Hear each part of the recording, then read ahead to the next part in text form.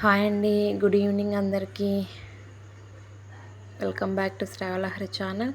ఈరోజైతే అలచందలతో వడలు ప్రిపేర్ చేసుకుంటున్నాం. ముందుగా అలచందలను 2 సార్లు కడిగి నీట్గా నానబెట్టుకోవాలి. 8 అవర్స్ నానబెట్టుకోవాలి. 8 అవర్స్ నానిన తర్వాత చూడండి ఈ విధంగా ఉబ్బుతాయి. తర్వాత ఒక మిక్సీ జార్ తీసుకొని అందులో పచ్చిమిర్చి, కొత్తిమీర కాడలతో సహా వేసుకోవాలి. అల్లం చిన్న చిన్న పీసెస్ కొన్ని వేసుకోవాలి. తర్వాత సాల్ట్ కూడా వేసుకొని మిక్సీ పట్టుకోవాలి. చూడండి ఈ విధంగా మిక్సీ పట్టుకొని పేస్ట్ని తీసి పక్కన ఉంచుకోవాలి. ఈ విధంగా పక్కన ఉంచుకున్న తర్వాత నానిన అలచందలను కూడా వేసుకొని ఇవి కొంచెం మరీ మెత్తగా కాకుండా కచ్చపచ్చగా రుబ్బుకోవాలి. చూడండి ఈ విధంగా రుబ్బుకోవాలి. ఈ రుబ్బుకున్న దాన్ని మొత్తం ఒక బౌల్లోకి తీసుకోవాలి. బౌల్లోకి తీసుకున్న అందులోకి ఈ పచ్చిమిర్చి, కొత్తిమీర పేస్ట్ను వేసుకోవాలి.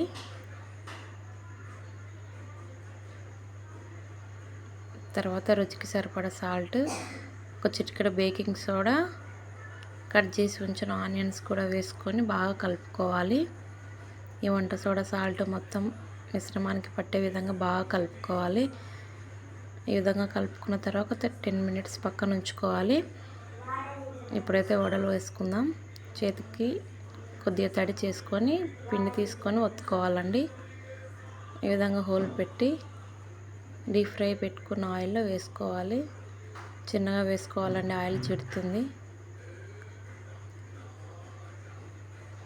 చేతికి తడి అద్దుకొని వేసుకోవాలండి, లేకుంటే వడలు చేతికి రావు. తడి వేసుకోవడం ద్వారా ఒక చేయి నుంచి ఒక చేయికి త్వరగా జారి చేతికి వచ్చేస్తాయి. ఈజీగా అవుతుందండి. చూడండి ఈ విధంగా డీప్ ఫ్రై చేసుకోవాలి.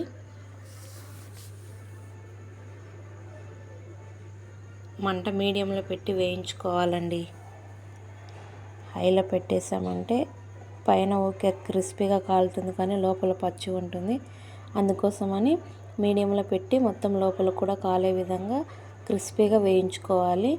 బ్రౌన్ కలర్ వచ్చే విధంగా చూడండి ఈ విధంగా వేయించుకోవాలి. కలర్ ఇలా రావాలి.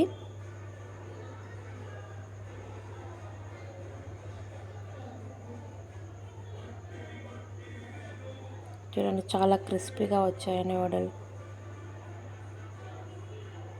ఇంకా మిగిలిన పిండి కూడా ఇలాగే వేసుకొని బాగా ఫ్రై చేసుకోవాలి వీటినన్నింటినీ.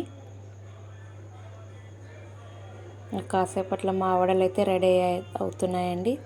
చూడండి మిర్చిని కూడా వేయించుకొని అందులో సాల్ట్ వేసి కలిపాను. ఈ రెసిపీ కనుక మీకు నచ్చినట్లయితే ప్లీజ్ సబ్స్క్రైబ్ అండ్ లైక్ చేయండి ఫ్రెండ్స్. ఇంకా ఎవరైతే చేసుకునే వాళ్ళు ఉన్నారో ప్లీజ్ సబ్స్క్రైబ్ చేసుకోండి. ఇంకా మేమైతే తినేస్తామండి. బాయ్.